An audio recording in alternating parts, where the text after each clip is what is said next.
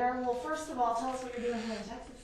Well, I'm going to see some old friends and some new friends. We're going to have some events and raise some money and talk to some folks like yourself and just get around the state.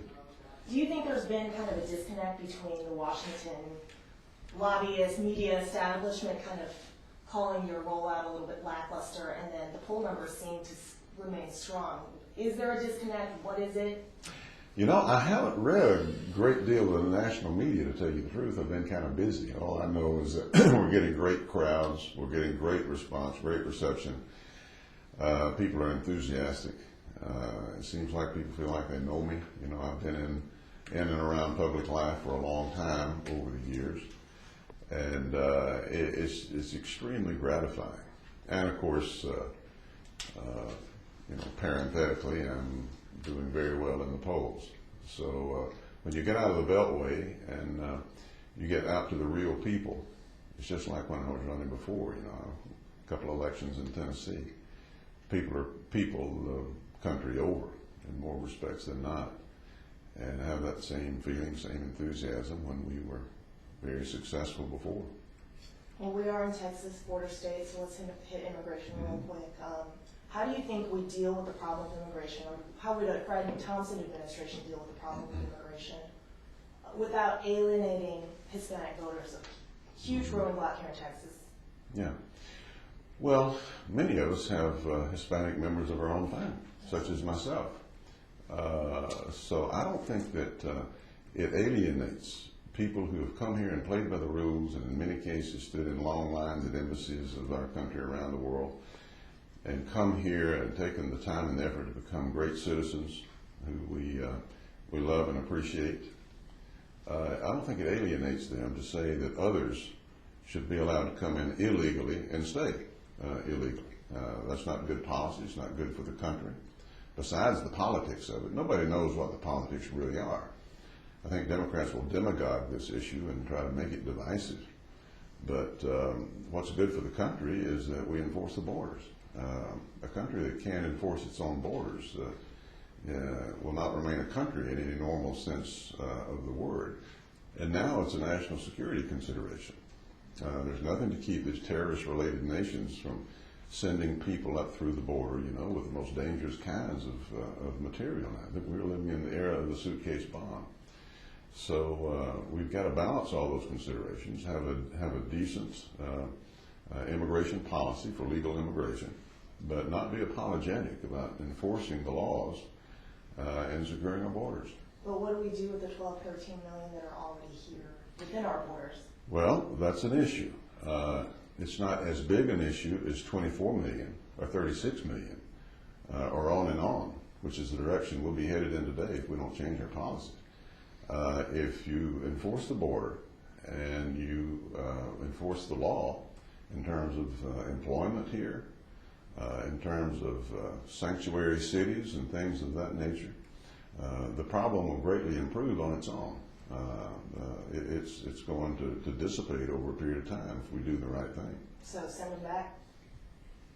Well, if they're caught here illegally, you would.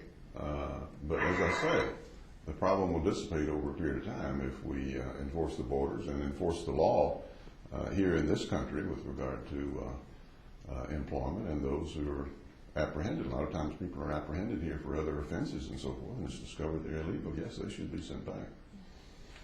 Is global warming a man-made problem, do you think?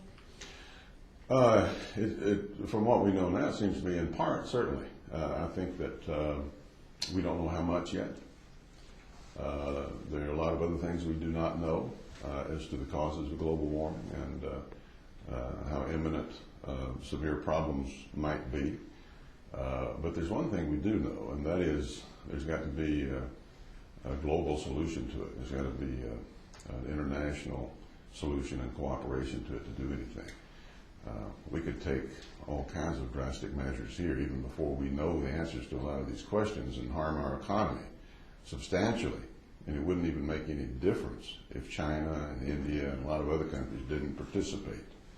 So we've got to sit down at the table with an awful lot of people and do whatever is reasonable based upon the continuing intelligence that we get in terms of what's really happening out there. All right. If you end up facing Hillary next year, is there anything nice you could say about her? Any qualities that you admire in her? Well, you know, she's an effective politician, and she's done a lot to succeed in politics, and has a lot of experience. And so, you know, she would be a formidable challenger. It's her. Oh boy. Anything in particular that you like about her besides that she's successful? That I like about her, no, I'm not going to get into the assets and lack of assets of any potential nominees. We'll have a good time, let's say, if we wind up facing each other. We go back a long ways. I didn't know her at the time, but during Watergate, I was Republican counsel on the Watergate committee, and she worked on the Watergate prosecutor's office in that office on the other side of the hill. So we go way back, and of course we served briefly together in the Senate before I left the Senate. What would you say is the biggest mistake made by the Bush administration, and what would a Fred Thompson administration do to fix it? I think probably not clamping down harder on spending earlier, and not using the veto on some of these spending bills earlier than it did. I think also, although we were faced with two bad choices as far as Iraq is concerned, if we had left Saddam Hussein alone down there, in my view, he undoubtedly would have proceeded with his nuclear weapons program. That part of the world would be even more dangerous than it is today, with Iran doing what they're doing and all of that. And the first part of that operation, of course, was very successful. We clearly did not know what we were going to be facing when we went down there, and the preparation for that and our lack of intelligence was insufficient. But it's not enough to wallow in the past. It's what you do now. I think we're on the right track there now. So I give them credit on the front end and the back end. But in the middle, we had some real problems there. Can we do a quick question for the blog? Sure. All right. This is just going to be kind of silly. You good still? Yeah. All right. In Austin, we are in Austin, big university. We like to call it UT. Mm-hmm. You also have a UT in Tennessee. Mm-hmm. Which should we consider as Americans the true UT? The true UT. You know, it's a big, wonderful orange country, as far as I'm concerned. And I think there's a big enough country there for two UTs. Do you prefer At burnt least. orange or the citrus orange? Citrus. It'll be very disappointing. I'm sorry. Yeah. I'm sorry, but my pandering can only go so far.